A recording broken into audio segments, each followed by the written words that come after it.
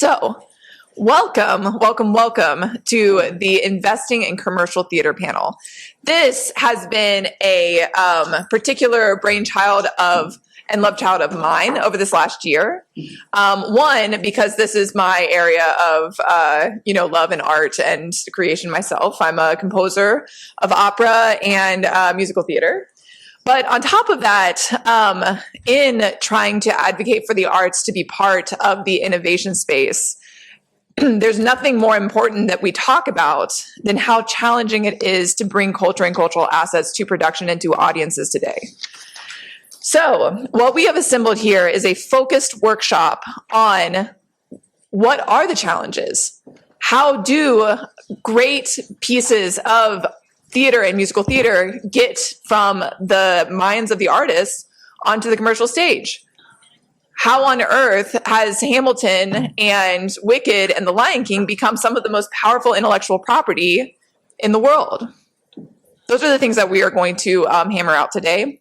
To my right is an esteemed panel of colleagues that have actually been working together all year long. A lot of us, please come in and join us. Yes. Yeah, no, cross right. Yeah, absolutely. Plenty of room. Come on in.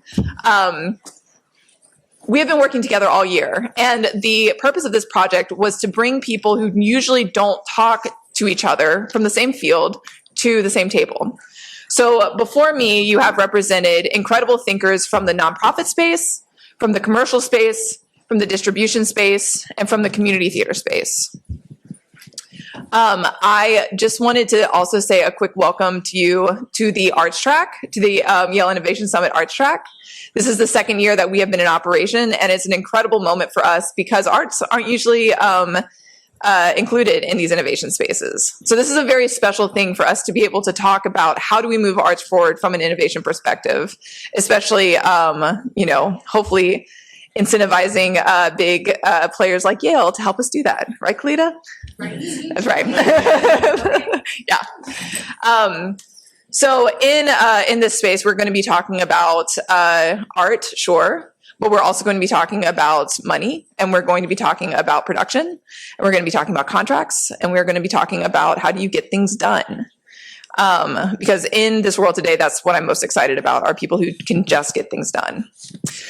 So without further ado, the way that this panel is going to work is these lovely people have all been assigned different parts of the theater pipeline, development pipeline. They're going to introduce themselves. They're going to tell you kind of what pipeline they are here to talk to you about. They're going to speak for 5 minutes. And then we're going to have a moderated discussion in which they're going to be in conversation with each other. Because like I said, in the commercial theater pipeline, a lot of times these players don't talk to each other. So without further ado, I'm going to kick it off to Susan, and I will let you talk about ecosystem. Excellent. Yes. I'm Susan Burnfield. I'm the artistic director and producer and the founder of New George's, which is a small-ish theater company in New York City, a happily itinerant, sometimes experimental theater company. So I represent a certain part of the ecosystem, which to me represents both the beginning for a lot of artists and innovation. And when I talk about innovation, it's really about crazy people getting in a room to make something crazy. But I believe that there is a connection between that and creating something that many, many, many, many people want to see. I've seen that connection happen in the 30 years that I've been doing this as artists that I've worked with very early in their careers, go on to have a lot of things happen that are more commercially oriented, and I just see it every day in the people whom I'm meeting now. Before there's any IP, there's an artist, there's an idea. The idea may come out in something, in our case we're talking about theater, but obviously the theater that we're talking about comes from other IP. But I work very specifically with artists before those things happen there. I'm interested in the person who's having the idea. Plays in our vast ecosystem that Francis was talking about can happen, can be developed, and artists can be developed to make plays at different levels in so many different ways in a vast ecosystem, which is really a web nationwide of theater organizations, both theaters, nonprofit theaters like mine and like Rocks at different ends of the spectrum, and play development organizations specifically, and other organizations that are set up to help artists. A lot of plays also come forward because artists, playwrights especially, have collaborators who are able to bring them forward because they're working in different parts of the ecosystem. This ecosystem supports artists and it creates careers. At its incubator level, which is where I consider my company, and also a lot of these play development organizations especially, and places that premiere new plays, it is vastly undercapitalized, but because of that, it is really a place to start looking, I think, if you want to invest in theater IP. There's a lot that's hidden about this ecosystem, especially and how we take a variety of roles in developing theater artists and their work through many support and development mechanisms. I think that as a small nonprofit in New York City, our smallness lets us invest in artists by building long-term relationships with them, and that investment usually begins in early career. We do deep cultivation over many years. I meet an artist, I work with them, I talk to them, we figure out if we have an aesthetic in common, if we have values in common. The values are very important to me, and we really are looking, I say to them, we're gonna have a lifelong relationship. Now that I'm a little bit older, I don't know if that's really gonna happen, but I wanna develop that relationship with artists, and I found that relationship really, really pays off, both in what it brings to my company and the work that we're able to present, and in the way artists go on to have long and really productive careers. This year, we're going to produce a play called A Woman Among Women by Julia May Jonas at a company called the Bushwick Star, which, like us, is part of our New York City ecosystem of making weird stuff happen. We've been planning to produce this play since October 2017, and it was supposed to happen in the fall of 2020, but I actually feel really happy that it's happening in the fall of 2024 because this seems like the right time for it. So we obviously took this pandemic break. We kept talking over the pandemic. During the pandemic break, Julia decided to write a novel called Vladimir. It went really, it's a really good novel, and it was a top 10 novel. Time Magazine named it to its top 10, NPR named it to its top 10. She's currently adapting it for television with 20th Century Fox, and I don't think it's Fox anymore, whatever it is, and Netflix, but she's still coming back to do her play in our 80-seat theater with us this fall. It's part of a 5-play cycle she's written. It's really beautiful. It's a response play to All My Sons, the Arthur Miller play. So it continues a long idea of what a play can be, which is what her interest is in. And I think that so many of the artists that I work with are working and invigorating every single art form that they work in. So our investment is relationships, like with Julia. And the artists that I'm meeting now, as opposed to the artists I met even 5 or 10 years ago, they really are makers. They're not like, I'm a playwright and I'm going to send out my play and I'm sitting in this place and I'm going to wait for someone to want to do something with it. They are out there, they're making their work, they're hybrid artists. Most playwrights I know are also producers because they know they're going to have to produce their work themselves, and producing their work themselves is how they really see themselves coming into their own as artists. I think that for theater people, that's especially important because knowing how every piece of mechanism works to get your work out there, to understand how your collaborators work, to be a good collaborator when they want to work with you, I think it helps the work get better and come to a place where someone will want to take it somewhere else. During the pandemic, we did a play in a spreadsheet. It was reviewed in The Verge. They called it the most fun they ever had in Google Sheets. And it was the most fun I certainly ever had in Google Sheets, which I try to avoid like the play. But it was amazing. It was by Reed Tang. It was based on an actual play of theirs. It was really fun to do. And there's just it involves a really sturdy collaboration with the director, Sarah Blush, and a whole bunch of people who were performing essentially within that spreadsheet while the audience worked in the spreadsheet with them.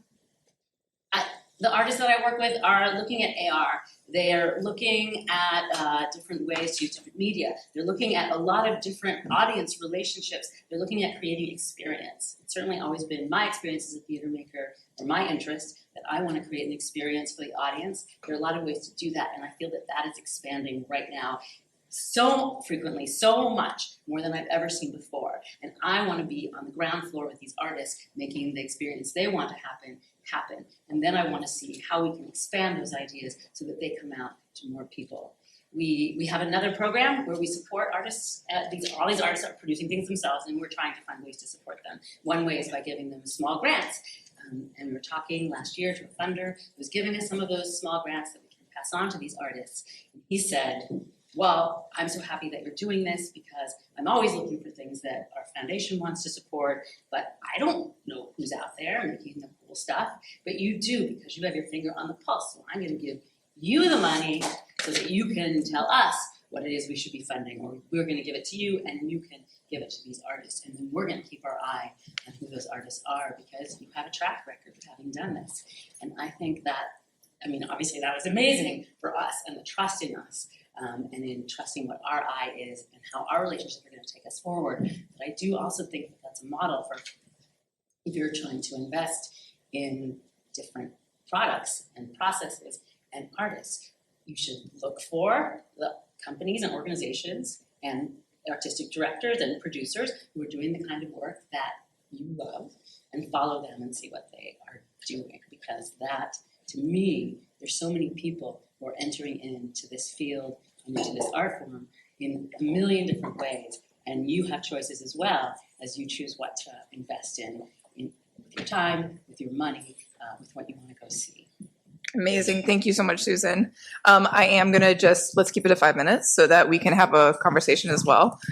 You were great, though. I love it. Yeah. Oh, yeah? That's what I never know.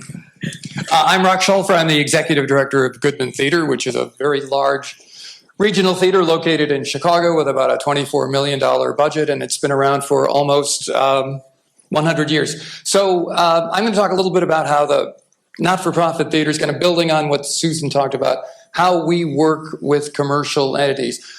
But the first thing is to understand that in the American theater, there are two business models, the commercial and the not-for-profit. Now, when you think about classical music or opera or dance, philanthropy is kind of assumed. But in the theater, they're two different things. So the commercial model is based on Broadway, the 40-some theaters that are in the Broadway district, and then the dozens and dozens and dozens and hundreds who are on the road around the country. Broadway's focused primarily on financial return to investors. Commercial producers generally focus on one production at a time, while they might have others in development. Regional theaters are the most visible example of the not-for-profit model. The 75 largest and most established are part of the League of Resident Theaters, and there are 750 plus members of theater communications groups. So there's well over 1,000 not-for-profit theaters of all sizes and shapes around the country. Not-for-profit theaters are mission-based primarily. The goal is to give new work, new artists, unfamiliar things, plus classics, musicals. For a lot of people, Chekhov, Ibsen, Shakespeare are unfamiliar works, unfamiliar to them. So things that are not commercial on the face of it. That's the mission of the not-for-profit theater, plus service to the community through education and community programs. The not-for-profit theaters produce many productions in the course of a season, so they're working on 7, 8, 9 productions at a time. And because you need a lower ticket price in order to attract audiences for less familiar work, in a labor-intensive industry, that requires philanthropy. So anyway, not-for-profit theaters, as Susan said, are really incubators for new talent in the theater. And this spreads to film, television, streaming. I mean, if I had a nickel for all the artists who started in Chicago at the Goodman who were now huge in the entertainment industry, I wouldn't have a deficit at the theater.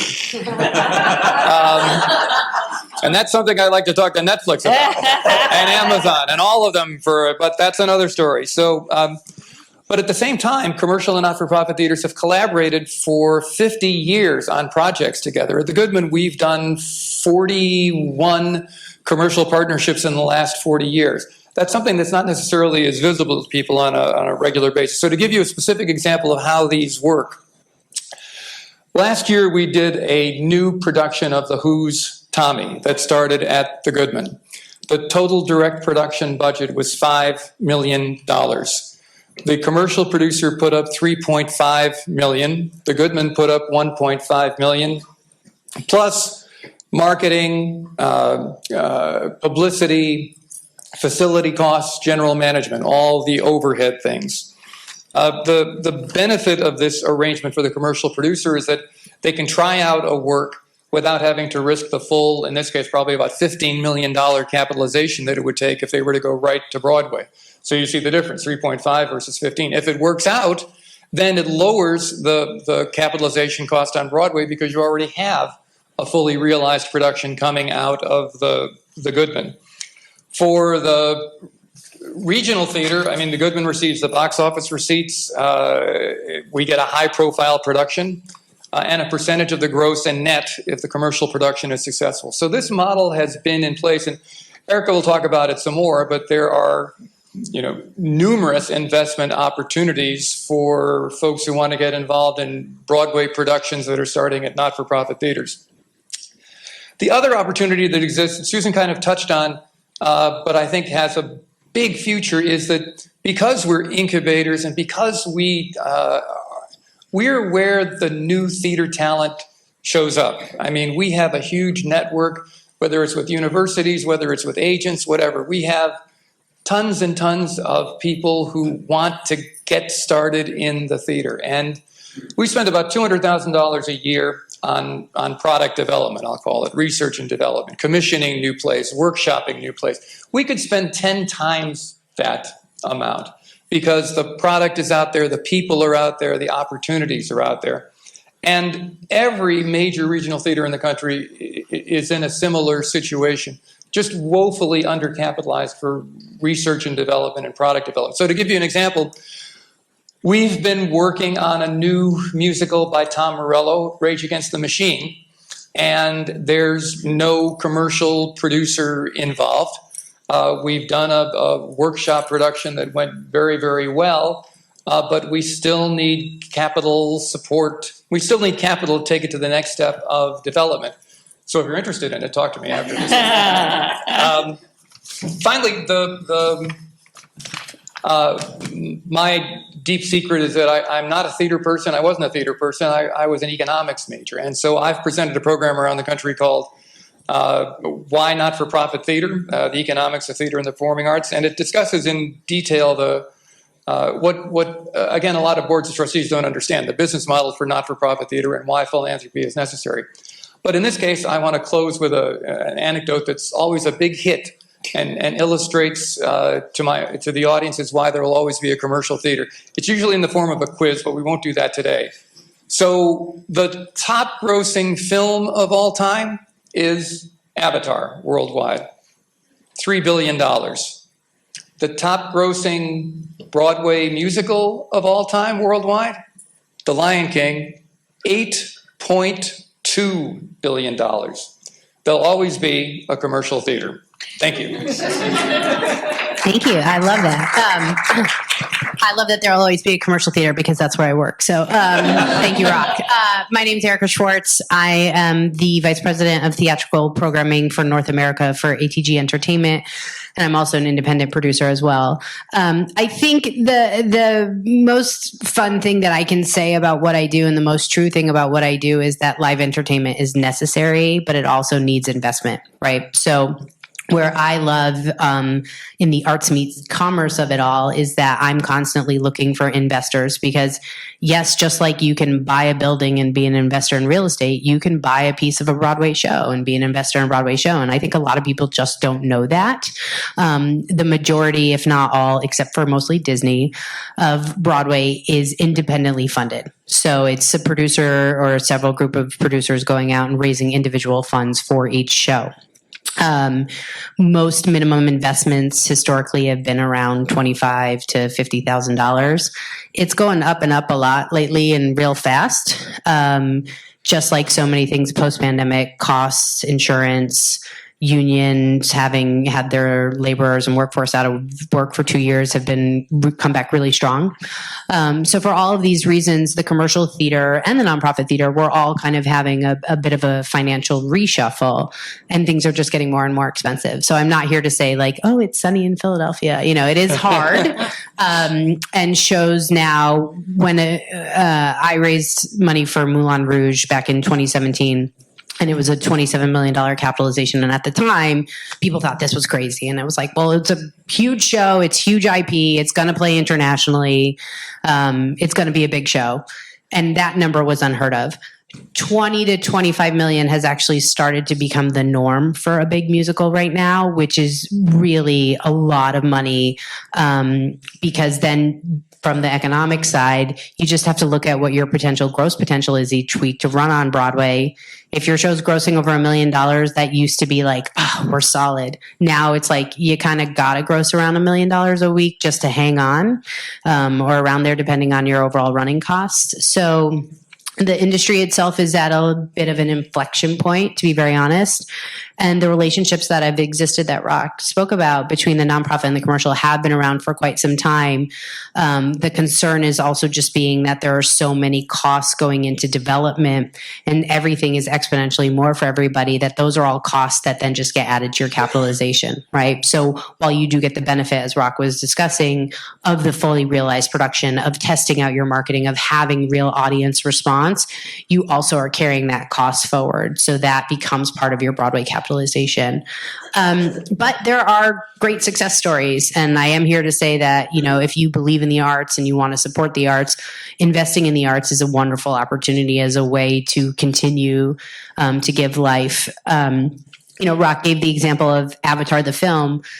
Part of my job as a programmer is, you know, I work on the road. So I work on Broadway, of course, but what I really do is for our venues all around the country, I figure out what's going to go to what city where and make the deal. Well, we have 365 days that we need product in our venues, and touring Broadway only accounts for about half of that. So what we do is then we find these other live entertainment, one-nighter, split week type shows. There was a new Avatar, The Last Airbender, which was the film with orchestra that we put up in 2 of our markets. We did a test case with Sony, sold out in 1 hour, and then I ended up adding 4 or 5 more performances. I love in the commercial space doing things like that, because when people talk about audience development, sustainability, what I feel we're doing is bringing new people into our venues and bringing in diverse audiences and saying, you are welcome here. And if you try this out and you like the experience, maybe you'll come see Les Mis in a few months or something of that nature, right? So we really throughout on the, you know, the North American circuit and the touring circuit are really looking for ways to get people to understand that live entertainment should be part of your regular, you know, consumption. Live entertainment is unique, but as we're all here to say, live entertainment needs investment, but those investments can also be incredibly strong, not only emotionally and supporting the arts and make you feel great, but as the Lion King example, which is a great one, but there are several others. Not every show has to be the big hit. There are several shows that I've been a part of that have returned their investments. And then once they go on tour, that's another investment that tends to actually, the touring model is set up as a for-profit model. We don't have time to go into those economics, but that's a whole other lecture I can give. But there are future benefits of these. Once these shows do become brands, there can be a quite significant life well beyond Broadway as well, which the originating investors actually seek the most benefit from. So more on that, but I think we're going to turn it over to Kent for the future life of shows. And Erica, I will ask you some targeted financial questions during our I'm ready. moderated session. Yes, I'm a future benefit. My name is Kent Nicholson. I'm the Senior Vice President of Acquisitions and Artistic Services for a company called Broadway Licensing Global. And we essentially license the shows to be done around the world after they're created in weird spaces by Susan, brought into development through Rock, then brought into the commercial world through Erica, then we're the tail. And we're the long tail on that side of things. So there are approximately, Rock gave some statistics about the LORT, League of Resident Theaters, and some others, but there are actually around 3,000 professional theaters in the United States alone, many of which are unaffiliated with any organization. There are about 7,000 community theaters, which Benny will be talking about in a second, so that's 10,000 theaters on that scale, and there are 25,000 school and education programs in the United States. That's just the United States. I don't think anybody's ever done a tally of the global market. I have seen the number 500,000 producing organizations. I don't know if that's actually accurate, but what I do know is that we, as one company, have licensed in 72 different countries in the last year, right? So when a show basically moves through what we would consider its first class rights, it hits the secondary market. We are an IP management company that represents about 8,000 titles from writers who you will know, like Arthur Miller and Tennessee Williams, Lynn Nottage. New writers. We're constantly looking around for who the new writer is going to be, and we manage a portfolio of writers' work and try to keep them all in one publishing house because we also publish plays. And then we license the rights to perform their work and manage the royalties for that for the authors so that they can have a steady stream of passive income off their IP. When a show comes from the commercial world or even from the not-for-profit world, often subsidiary rights of that author's income go to the original investors, to the original producers, to the not-for-profits that do it. The terms of those vary, and maybe Francis will ask some questions about that later. But there are a lot of different ways that can happen. And so that ostensibly gives a piece. So right now, for example, we've been talking about The Lion King. I'll just stick with that. The secondary rights to that belong to a company called Music Theater International. And I don't believe they've been released yet. So it's been 25 years and they've just been sitting on them. Once they get released, or they may have a high school version out there, but once they get released, then schools, organizations can license that show and produce their own version of it, right? The one thing, I guess the other thing that I will say is that the one thing that I feel like my position gives me, and my job is specifically to create, develop, and find the content that we're going to manage within our catalog. We have about 8,000 titles right now. The thing that allows me to see is the overall health of the industry. I think we're probably the only people who deal with everybody from the middle school teacher or the elementary school teacher who wants to do a show with their kids.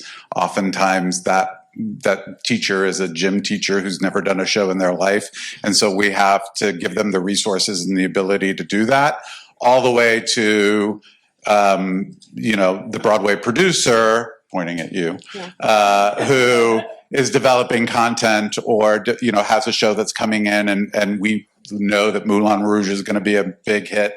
And so we know high schools are going to want to do it once it's released. So then, we'll be dealing with them about how they can get it into our catalog or, our competitors, or we'll get into a fight over it or whatever. But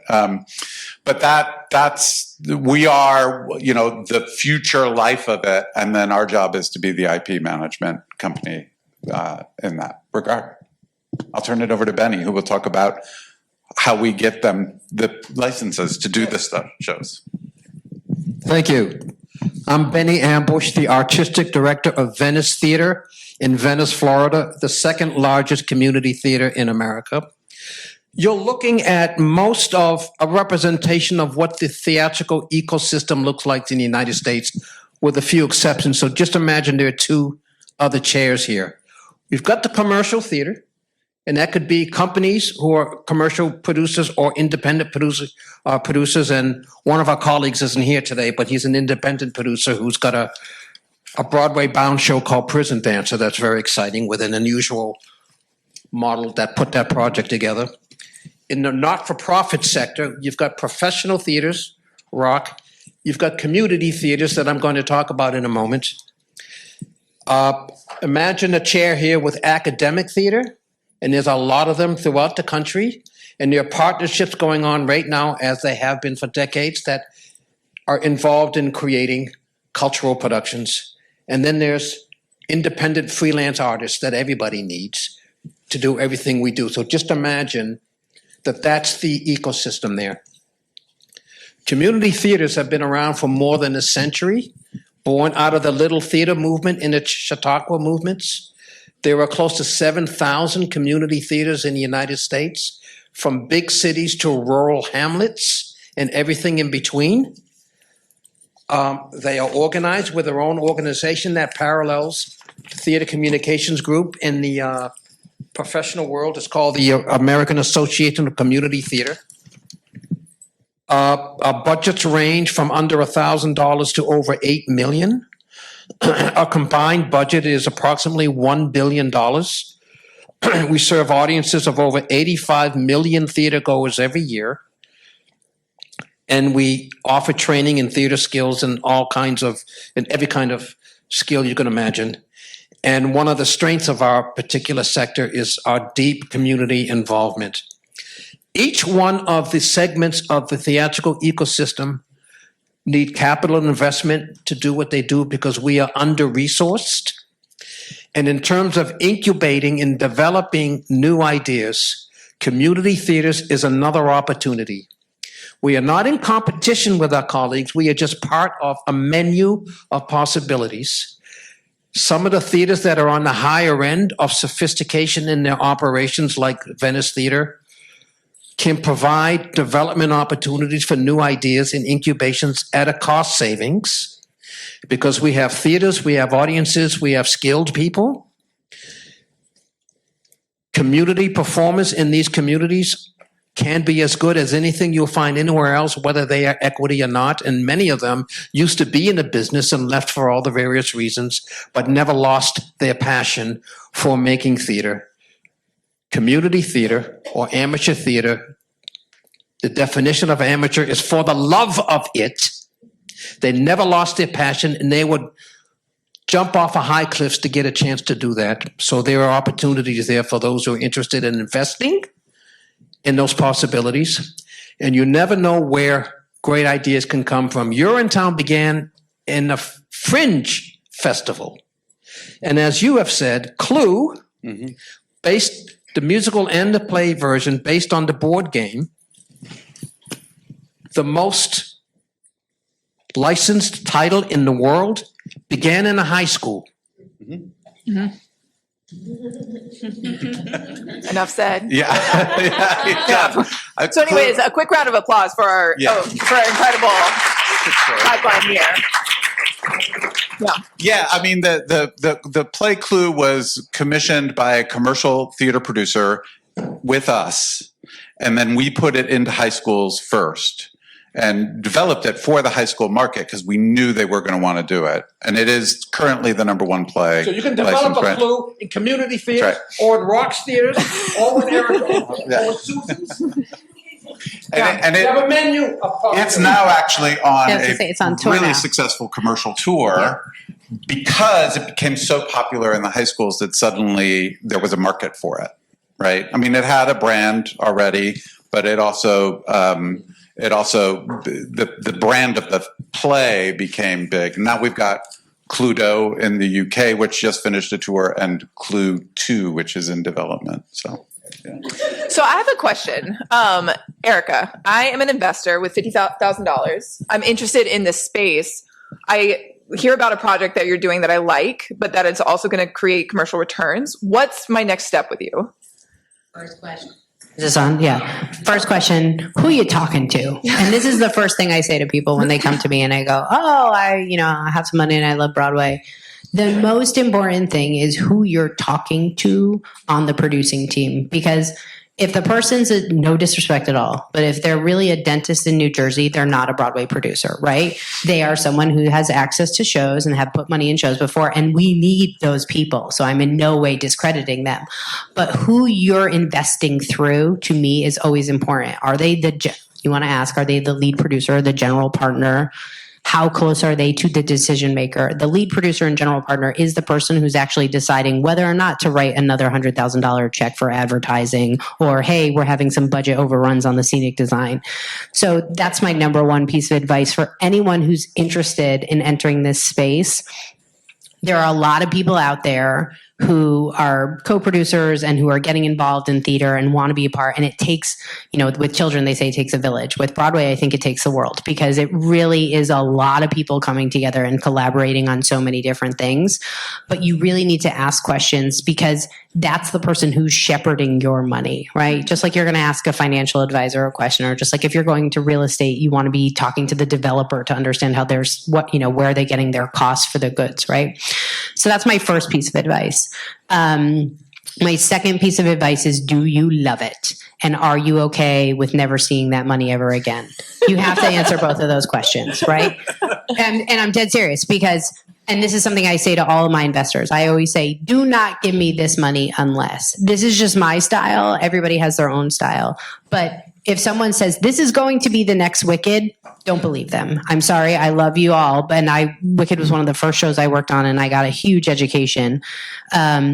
But no two shows are the same. No IP of anything is the same. You can't capture lightning in a bottle twice. You have to look at the show for what it is. If you love it, if there's an artist involved that you've always wanted to support, if there's the storyline is something that means a lot to you or means a lot to your investors, and you know are going to be able to raise the money, then that's probably a keep going. And you really have to understand, and part of it, what we're talking about, whether it's philanthropy or commercial investment, I always say to people, and don't get mad at me, Rock, for saying this, but I always say, if you're going to give money to a nonprofit theater, you might as well also think about investing in Broadway, because if the show doesn't move forward commercially or does not have a long commercial life, there are tax benefits to your investment that can go against other gains and things of that nature. So you've just basically, and then if it does become profitable, you've basically just taken a donation, a philanthropic endeavor, and turned it into a commercial investment. But you do have to understand the mindset of, this is a high risk investment. All of the paperwork's going to tell you it. It's like many other offering documents. Yeah. And you have to understand that you very well may not see this money again. And you have to be comfortable with that, both in your own financial security and emotionally. So I think those are kind of the three things that I look at when I'm talking to people. But I think there's another alternative, which is you could give the money to me or to Susan. And that's kind of what I was getting at before, is that the commercial not-for-profit relationship's kind of been a one-way street, where commercial producers come to not-for-profit theaters with projects. And the not-for-profit theater evaluates that project and whether it has enough integrity to justify their doing it. I think the new frontier of possibility is for investors who look at not-for-profit theaters. You're not going to get your play on Broadway right away, but you can make an arrangement with a not-for-profit theater to help finance the production of a new play on a non-philanthropic basis, if you choose, and perhaps get a portion of what that not-for-profit theater would get if the play goes on. So you become an investor. And, it may take 5 or 10 years, but suddenly you're there with Lynn Nottage or August Wilson. I mean, you've been part of creating something new. And the benefit of this year that we've spent together has been kind of, I think, opening all of our minds. So you could give the money to Susan too. I mean, she, would do the same thing with it. Or Benny. Or you could give it to Francis and Midnight Oil Collective, which would basically then We'll fund always take it. the project at Rock's Theater, Yeah. right? I mean, that's part of what we've been doing all year is in case you can't tell, is trying to figure out new ways of doing this, because it's been very stodgy for a long time. Well, and there's, in this country, it's hard to get away from the notion that art is supposed to be something that people want to see and is entertaining. And I mean, it's there's a dollar value that, I don't know, in the not-for-profit world, we fight this all the time, and we try through philanthropy to say, no, this is a good thing for the world, give us money on a contributed basis. We have to find other avenues for people who just say, I'm not going to do it on that basis. I'm going to do it because there's something there that I want to invest in the long run. But I wanted to ask. So one of the things that Kent and I like to completely geek out about is the idea of a startup model for cultural production, right? Yeah. And the reality is that like Rock is right. Like we are very stodgy in this area. Like it needs to be updated. IP research and development needs to just mirror like the STEM space, full stop. And so, Kent, do you want to give a few comments of that? And then I want to kick it back to Rock to talk about incubation. Yeah, I mean, my response to Erica, which I think it's great and it's ethical to say, are you okay with losing the money? But the reality is that the risk that you take in putting money into a theater show is actually the exact same risk you take when you put money into the tech space. Into a startup. Right. In fact, You're just investing in a startup. I think our numbers are better, right? The numbers- like Yeah, they are. Francis was the first one to say to me, like, wait, your guys' statistic is actually way better than the tech space, and you don't say that enough. And I think it's true. Like, we actually have a lot more opportunity of exploitation. And then there's statistics about Broadway that aren't so great, but if you actually look at the run of a show and its full IP life, you know, as Kent was describing, there actually are way better returns. So, and this is my whole thing, so I'm going to interject for just a second. So, so intellectual property in the cultural space has up to a 50-year life cycle. You know, I mean, it has longer than that. Think about your favorite thing that you grew up with: Star Wars, Harry Potter, Pokemon. This is all intellectual property that just continues to get more and more valuable, right? Musical theater, Hamilton. This is not different. On top of that, the intellectual property can be exploited across a number of different verticals. They just all have domain expertise. And so what these folks are doing is they're cultivating that intellectual property so that they can then go and live on the Broadway stage, live in the commercial tour space, live on Netflix and in Hollywood. And it can continue to spin out in all sorts of different directions. And so for us, the idea of cultivating intellectual property is actually a huge boon. And you are ultimately investing in something that can last for many, many, many more years than tech IP. Hamilton is a great example because, as the story goes, Lin-Manuel Miranda wrote In the Heights, a wonderful musical. The Broadway producer who ultimately produced Hamilton saw it and said, I love that work so much, I will produce whatever you, Lin-Manuel Miranda, are writing now. So he was investing in an artist, not in another production. The side story is he asked him what he was working on, and Lin-Manuel Miranda said, I'm working on a musical about Alexander Hamilton. And the producer said, can we take that to a not-for-profit for a tryout first? Anyway, but the rest is history. So that whole notion of looking at investing in an individual artist and having a portion of that intellectual property for a long-term duration, there's so many opportunities out there. Yes, you have to have a certain amount of capital that you can be willing to not miss, but as I said, the returns can be enormous, and the enjoyment and the satisfaction can be off the charts. I know. Would you rather like invest in a therapeutic or in? No, I'm just kidding. Like therapeutics are very important. just to share with this group to give some sort of quick like return, and not that again we shouldn't look at Hamilton as the only example, but I was an original investor in the original company of Hamilton. I just joined my 9th investment of Hamilton because there have been that many international companies that just keep going and keep going. So again, that's another point to those of you who are interested in investing, invest in the originating company, because then you're automatically offered the right for each subsequent company. So. And you can come in early and get an even better deal, right? If you're Yes. an angel investor. Yes. Right? It actually doesn't work that differently. It's Than a just that we startup. don't tend to talk about it or think about it that way. And as a result, I think we miss opportunities. Yeah, it's the same thing as having pro rata rights to your next round of. So will Hamilton at some point in the future eventually end up being licensed Yes. to the 3,000 professional theaters, to 7,000 community theaters, Yes. right? Yep. And on and on. So the development track. But Vinny, Take I a don't think long that view. I don't think people understand the magnitude of what you're saying. Like Hamilton is already a $1.6 billion franchise. It hasn't hit the. It hasn't even community come into theaters. the secondary market yet, which is the largest market. They're not licensing it We yet. represent collectively these people Wicked. Right. And the originating investors normally participate in that life of the licensing for anywhere between 17 to 20 years following when the production closed on Broadway. So, for example, if you invest, well, it started in the UK, but if you invested in Phantom, which just ended its Broadway run, you just started the clock of the next 20 years of the secondary licensing income from Which Phantom. on Broadway was a $13 billion property.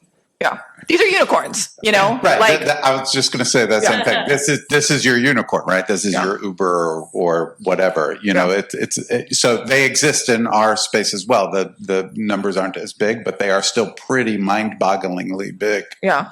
I think we'd be, I would be okay with that.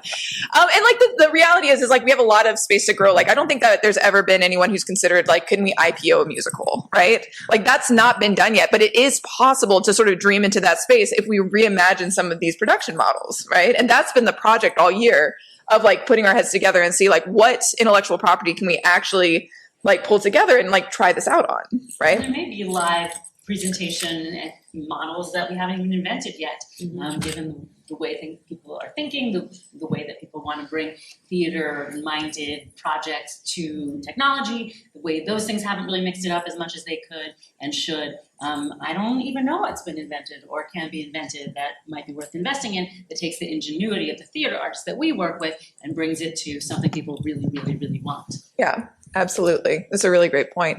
I want to see kind of what is this sparking for y'all. So like, what are you hearing up here that is surprising, or what are you interested in? What questions do you have that you want to ask this fabulous panel? Yes, Sean. What are some major barriers to changing the ecosystem the way you are describing? Agents. Unions, agents, producers. I would say the ecosystem is what's standing in the way of the ecosystem because it's always been done the same way. So the conversation that we're all having is so exciting because everybody right now, I mean, to be very fair, everybody's saying it's broken and it needs to be fixed.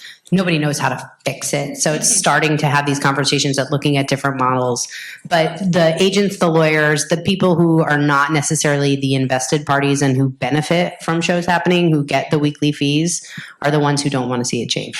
If I hear the word precedent one more time, I Oh my God. I might. But the not-for-profit theater is really only like 65 years old as a industry. I mean, it didn't really start until the 1960s. So the generational transition that's going on now, I think, is going to change it because younger artists, younger producers coming along. I mean, this model was like developed by the NEA and the Ford Foundation in the 1960s for not-for-profit theaters. And okay, it worked then, but it doesn't work now. So I think it can be fixed if it comes out of this cross-sector conversations that we've been doing for a year and wish to continue. But we can fix it. Yeah. There may be obstacles, but the new ideas, the new ways of cultural production, we're at it already. Yeah. MOC has models. Mm-hmm. Some of us have models that we've been talking about for a year. We want to continue this conversation, pull in some other folks as well. Well, that's good. I said agents, but I already have a handful of people who, when I talk to them about changing things, they're on board. So that shift is starting to happen. Yeah. So I would argue that it's actually not broken. It's working exactly the way it's supposed to. So my question to you all is, what should we be doing to disrupt the model in order to break it and actually build it in a way where everyone can thrive? So where I would clarify that it's broken is if you're looking at it from a financial sustainability model, okay? So from a commercial standpoint, we've reached a level where we are tapping out, and I don't see right now investors jumping right back in from the Broadway space today. Like if you just look at the last 2 years and going forward, right? We're still going to find investors. We're still going to find ways to have shows happen. But how many times can we go back to the well when it's dry, right? When the shows are just not performing in a sustainably long way. Well, so that's my concern, Kalita. How can we continue to break it? We've got to do it differently. So it's how from every single level, looking at your budget, taking out that red pen and going, no.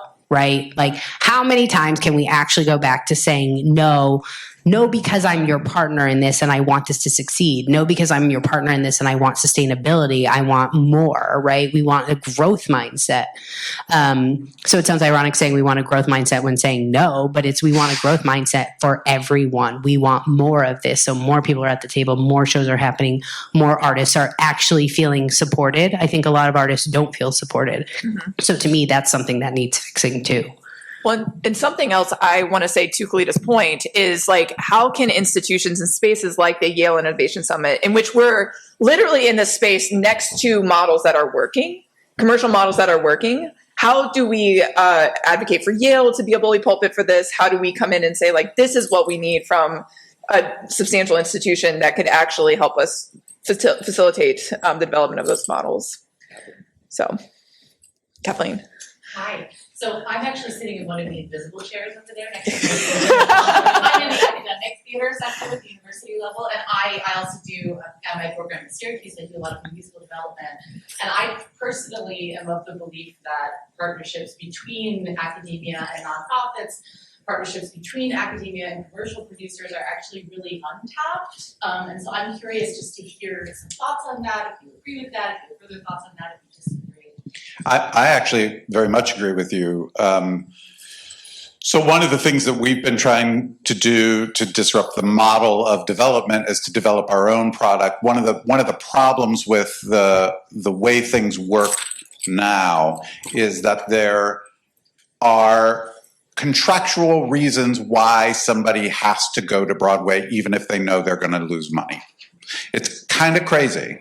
I'm going to lose money. I know I'm going to lose money hand over fist, but I lose all value in the thing that I've spent 6-7 years of my life developing if I don't go to Broadway and make it play for a certain number of performances and just flush millions of dollars down the toilet, right? So, and that's one way in which it's broken. We have to stop that. Right. It's also easier. It's easier to raise the money for Broadway. It's very flashy and exciting to people. So if you're like, wow, this show's going to go off Broadway, not saying that off Broadway isn't as valiant of an endeavor, but it's way easier to get investors excited about writing a bigger check for Broadway than a smaller one for off Broadway. Right. So one of the things we've been trying to do is to develop things specifically just for the licensing market, because what schools need, what small professional theaters need, what community theaters need is not always what Broadway needs, because Broadway is such a limited marketplace, actually. So in doing that, we've actually partnered a lot with universities. We had a standing arrangement with West Virginia University, partially because it's in Morgantown, West Virginia, and nobody goes there, to do stage readings every year. And we would develop a piece a year for the last 4 or 5 years. Just to get it into the catalog, to get it out into the world so that people could do it. I would just to say too, one of the barriers is a lot of times either the artists or the agents or the lawyers who actually say, no, it needs to be at the Goodman, or no, it needs to be at the New York Theater Workshop, right? Like if my talent is going to spend their time developing a piece, no disrespect to West Virginia, but like they don't want to be in West Virginia with a bunch of college kids, which I think is a huge missed opportunity. But that's the limitations that are put on the producer who is just trying to get the thing going are frequently external. And unfortunately, the person who holds the key to the artist is the agent or the lawyer, and they're not going to negotiate on something like that because it's not as beneficial to them. Yes, Alexis. Okay, I'm going to sit on the other chair that's. And I want to say I really appreciate the fact that you called commissioning fees research and development or product development, because that is not translated at all, and it totally makes sense for how you communicate that. But without agents, without lawyers in the way, what are other things that artists can do to facilitate, regardless of what level of theater you're working with? How can we do a better job of communicating what we hope to see with it, or make it so that it actually facilitates the process for their production? I think we need to do a better job of communication. I mean, the number of artists who I talk to on a regular basis who don't understand licensing and don't understand the power and potential of having 30 productions of your piece, right?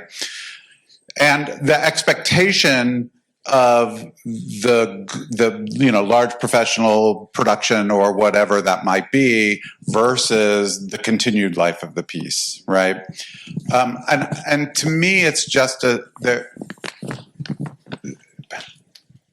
there is joy in seeing people enjoy themselves performing your play or musical or whatever it might be. And that has value. It has value in Benny's community. It has value in the small town I grew up in. It has value in New York City. It has value wherever it is. And I think we get very hyper-focused on a specific kind of experience that actually doesn't allow us to make a sustainable living, right? And so the more we break down the barriers of that, whether it's elitism or fear, or there's a lot of reasons why that might happen. But the more we do that, I think the more opportunity exists within this country and the world, frankly, to have your work created and to make an impact. Just to briefly build on that, one of the things we did during the pandemic was create a new play program curated by our staff, not by artistic leaders, not by agents. It was to find writers in our community who were under the radar. And we did several readings, and that's now become kind of institutionally part of it. The other part is seconding, for writers, for all artists in the theater, it's kind of like, if I can just get an agent, all of my problems will be solved. Don't do that. If you get an agent, all of your problems will begin. And kind of recognizing that that's not like all of my staff who want to join unions now because that's gonna solve all their problems. Well, no, actually, it's going to create other problems. So, but that's another story. But it's kind of breaking down some of these traditional relationships and helping artists to think in a different way. And how do you think through in that context where your real relationships are? And you're going to guide you to the next step or introduce you to the next person. I think we're entering a new age of asking in a very different kind of way. And some of it happens in this, like, we're going to get a union. And some of it is really just about being like, no, I really want to work. This is the place where I belong. I want to work there. I'm really going to put myself out to be in relationship, not to, I don't mean ask like, do my play. I mean ask to be in relationship so that even if it doesn't work out in all the ways you want, you at least feel like you've been heard, that there is someone you're in a circle with, that your community is expanded. Because I feel like that is how your work moves forward because you just are known. I'm keeping my eye on the clock because we have to I could listen to these people talk all day long. In fact, we have spent days and days together, Let's and just barricade the door. I know. Yeah. We're going to solve this. No, I'm just kidding. We're not doing that. gonna No, leave we're not till we fixing solve Broadway it. today. Sorry, 2:45. You're out of luck. But please, if you have any further questions, if you're an investor, if you're an artist, like come talk to these folks because they have radical and revolutionary ideas. And like we barely scratched the surface here. Whatever angle you're coming at it from, please come talk to these people. Please share. Let's continue this work because it's so exciting. And can you imagine if like our theater landscape looked like the startup landscape? I mean, it would be incredible. We could have like an entirely new innovation sector. So anyways, thank you all so much for being here. And we'll see you at the rest of the summit.